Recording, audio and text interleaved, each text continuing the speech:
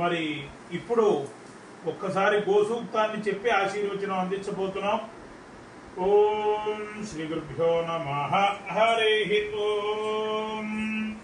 ఆగావో అగ్మన్నుత భద్రమక్రన్ సీదంతు గోష్ఠేరనయంత్వస్మే ప్రజాపతి పురరూపాయ హస్యో ఇంద్రాయ పూర్వేనా ఇంద్రో యజ్వనే పృణతేష శిక్షతి ఉపేత్సదాతి న స్వం ముషాయతి భూయో భూయో రయమిదస్య వర్ధయిన్నో అభిన్నే కిల్లే నిదధాతి దేవయుం నతానశంతి నతార్వా గావో భగో గావ ఇంద్రో మే అచ్ఛాత్ గావ సోమస్య ప్రథమస్య భక్షః ఇమాయా గావ సజనాస ఇంద్రః ఇచ్ఛామి ధృతా మనసా చిదింద్రం యూయం గావో మేద యథా గృషించితో అశ్లీలం జతృణుధా సుప్రతీకం భద్రం గృహం దృఢత భద్రవాచః బృహద్వో వయవచ్యతే సభాసు ప్రజాపతి సూయవసగం రిషంతి